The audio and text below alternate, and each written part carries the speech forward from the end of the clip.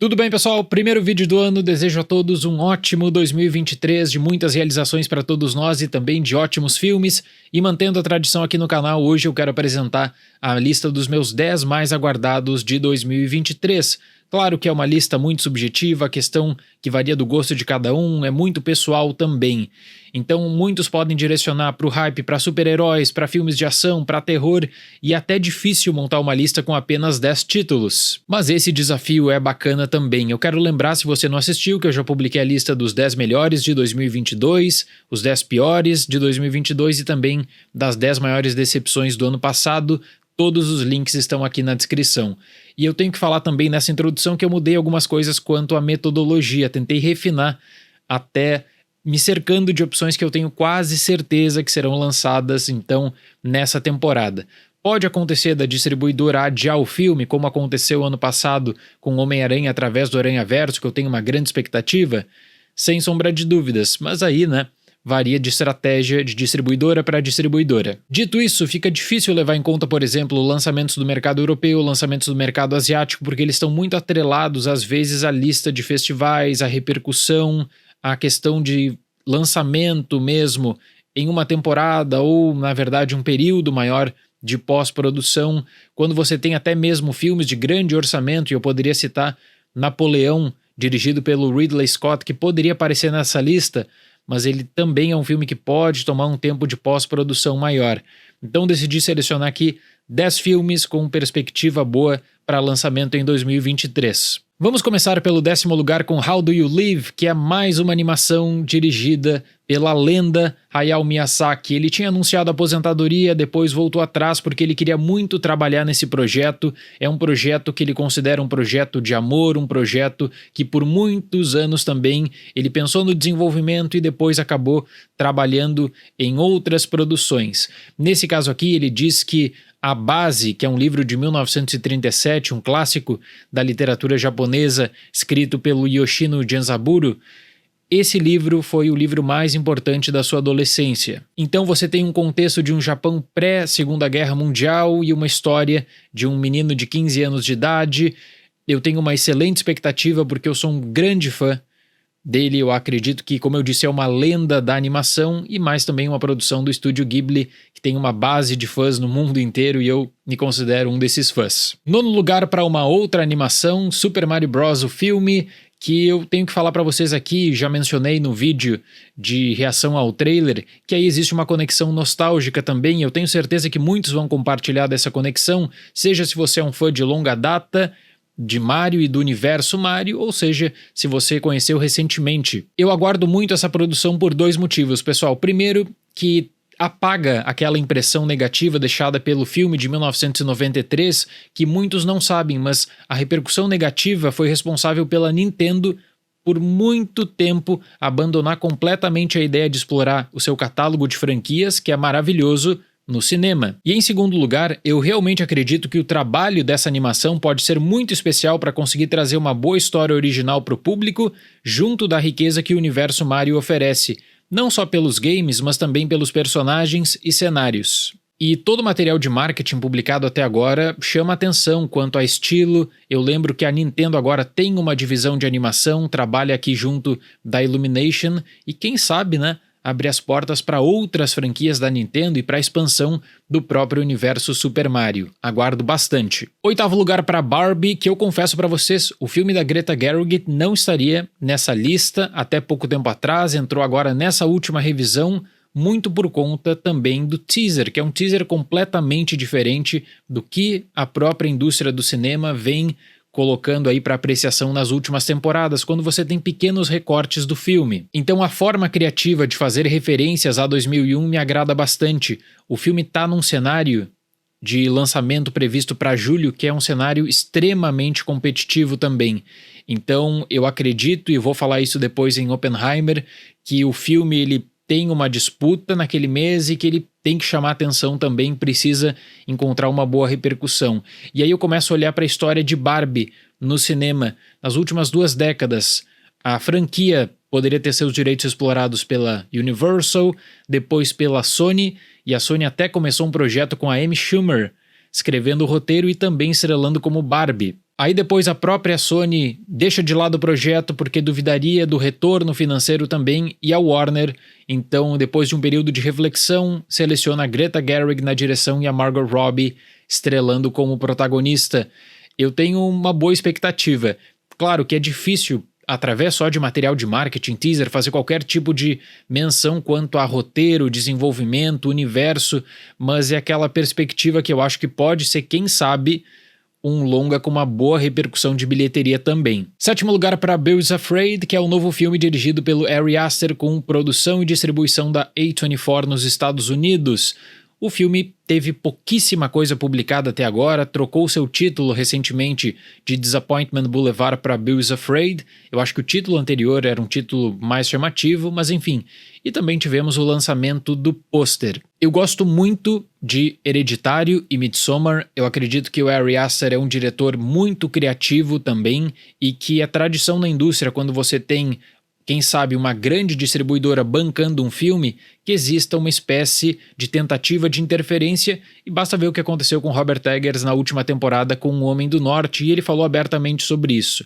Quando ele tem, no caso Ari Aster, o apoio de uma produtora e distribuidora que já deu suporte para os seus filmes anteriores também, aí eu acredito que você tem de fato esse potencial para explorar realmente a visão criativa do diretor. Então o longa tem perspectiva para 2023, Joaquin Phoenix no elenco, foi descrito pelo diretor como uma comédia de pesadelo entre 3 e 4 horas de duração. Vamos acompanhar então durante o ano mais coisas sobre Beau is Afraid. 6º lugar para Missão Impossível, Acerto de Contas Parte 1 ou Missão Impossível 7, e aqui eu já falo também que antes do lançamento desse filme, eu pretendo fazer a revisão de todos os filmes da franquia Missão Impossível aqui no canal como um especial. Eu tenho expectativa por 2 motivos. Primeiro, que a franquia Missão Impossível é uma franquia extremamente bem sucedida e que você tem em cada produção um aumento no padrão de qualidade. Eu acho que isso dá para notar especialmente pós Missão Impossível 2, quando você tem investimentos cada vez maiores e um retorno também de bilheteria e perspectiva de aceitação do público. Mas uma outra coisa que eu queria destacar aqui é que depois de Top Gun Maverick você tem também um grande interesse pela figura Tom Cruise, pelo que ele representa para a experiência do cinema. Isso vem sendo muito discutido desde o ano passado, dessa questão de valorizar a experiência do cinema pela fotografia, pela trilha sonora, pelo impacto de você sentar na cadeira do cinema e aproveitar ao máximo o que o filme tem a oferecer. E eu acho isso muito bacana também quando a gente tem em conta sinais de esgotamento para filmes de ação em algumas áreas, especialmente no desenvolvimento de tomadas um tanto quanto genéricas, totalmente sustentadas no CGI, e observamos muito isso em 2022. Então Missão Impossível 7 vem com essa questão da franquia, do sucesso prévio e também, claro, pela grande referência que é o Tom Cruise para o gênero. 5º lugar para El Conde. Eu já citei muitas vezes aqui no canal que eu sou um grande fã do cinema do Pablo Larraín, considero um diretor extremamente talentoso para lidar especificamente com tópicos sensíveis.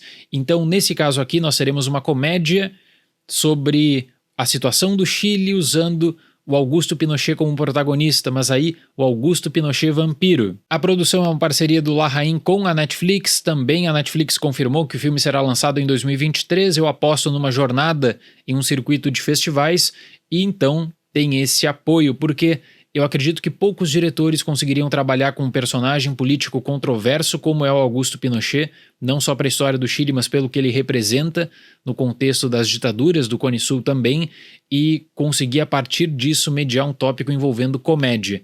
Então, El Conde em breve na Netflix. 4º lugar para mais um filme da Netflix, que é The Killer, dirigido pelo David Fincher. Apareceu na minha lista do ano passado, mas agora então a perspectiva de lançamento é para 2023, também atrelado a uma visibilidade na temporada de festivais do final do ano. O filme é estrelado pelo Michael Fassbender e é baseado nas HQs do Alexis Nolan, que foram compiladas inclusive em língua inglesa. Eu vou deixar todos os links de citações de obras base na descrição do vídeo também. Então, nesse caso aqui, o próprio David Fincher falou que é um projeto de longa data, que desde o começo dos anos 2000 ele tinha muita vontade de fazer um filme, só que faltava apoio. Ele encontrou esse apoio na Netflix, assim como para um outro caso de projeto de amor e paixão dele, que foi Mank. 3º lugar para Oppenheimer. O novo filme do Christopher Nolan é um projeto extremamente arriscado. Eu tenho muita expectativa por tudo que envolve a figura do J. Robert Oppenheimer. Você está tratando aqui da questão sensível, que tem que discutir ética e moral sim, quanto à bomba atômica e ao perfil do Oppenheimer, especialmente pós-1945. O livro base escolhido pelo Nolan é muito interessante, eu já li, venceu o prêmio Pulitzer e eu pretendo depois fazer uma discussão subsequente levando em conta livro e filme, assim como fiz com Blonde na temporada anterior. Mas pessoal, não se deixe enganar. É um filme extremamente arriscado porque custa mais de 100 milhões de dólares de produção sem levar em conta o marketing. E eu já coloco Oppenheimer no tudo ou nada para filmes históricos. Se Oppenheimer fracassar nas bilheterias e o mês de estreia previsto enquanto eu estou fazendo esse vídeo é um mês muito arriscado, que é o mês de julho, com grandes opções, se Oppenheimer fracassar, eu duvido que outra distribuidora gigante, a curto prazo, banque um projeto desse tipo de mais de 100 milhões de dólares. Até pelo fracasso de bilheteria recente de vários filmes de cunho histórico também. Então depende do Christopher Nolan gerar esse engajamento, é um diretor que ele tem amplo controle criativo, e aí você vê também o marketing de Oppenheimer sendo feito, por exemplo, um ano antes do lançamento do próprio filme. Eu realmente tenho uma boa perspectiva para esse longa do Christopher Nolan. Segundo lugar para Killers of the Flower Moon, o novo filme do Martin Scorsese, baseado num livro espetacular escrito pelo David Grann. Se eu pudesse deixar uma recomendação dessa lista, seria esse livro, porque é um livro de um trabalho de investigação que acaba revoltando também. Essa é uma daquelas superproduções que custa mais de 200 milhões de dólares, parceria da Paramount com a Apple, foi muito especulado inclusive que seria lançado no final de 2022, mas agora temos a confirmação de que será lançado em 2023. E até muitas pessoas já fazem direcionamentos para que essa produção, por exemplo, pode entrar na lista do Festival de Cannes. Eu lembro que o Scorsese já citou em podcasts e entrevistas que a pandemia acabou afetando muito a produção desse longa-metragem, com mudanças drásticas no roteiro, no tipo de abordagem da adaptação do livro e também em trocas de personagens. Filme com um grande elenco: Robert De Niro, Léo DiCaprio, Brendan Fraser e Jesse Plemons. E o primeiro lugar dessa lista é Duna Parte 2. Quem acompanha o canal sabe que eu já falei várias vezes que Duna, do Frank Herbert, foi uma obra que marcou muito a minha adolescência e eu sou um grande fã do universo Duna. Eu acredito que o Denis Villeneuve foi a pessoa perfeita para lidar com a complexidade da obra do Herbert, e ele acabou fazendo uma divisão em duas partes que ela pode ser um tanto quanto controversa quando você tenta analisar um filme e o que ele tem a oferecer. Então a parte 1, por exemplo, ela acaba com um grande conflito estabelecido, que obviamente precisaria da continuação. E na minha opinião, se você não adaptar Duna para uma minissérie, você precisa ter pelo menos 2 filmes. Por conta dos personagens, por conta da troca de cenários, da questão de estabelecer também o pano de fundo para um conflito. Tudo isso foi feito na parte 1, então a parte 2 agora vai ter realmente um amplo espaço para desenvolver essa base original, para finalizar esse grande livro do Frank Herbert. E é claro que eu vou fazer uma cobertura muito especial aqui no canal, com análise do filme, expectativa, análise com spoilers também levando em conta esse livro. Aguardo bastante por Duna Parte 2, chega na primeira semana de novembro, tenho certeza que deve passar por uma jornada de festivais, especialmente entre setembro e outubro. Certo, pessoal? E agora eu fico curioso para ouvir pelo menos qual é o filme mais aguardado de 2023 para vocês. Quem quiser deixar a lista também vai ser muito bem-vindo. Muito obrigado pela atenção, até mais e tchau!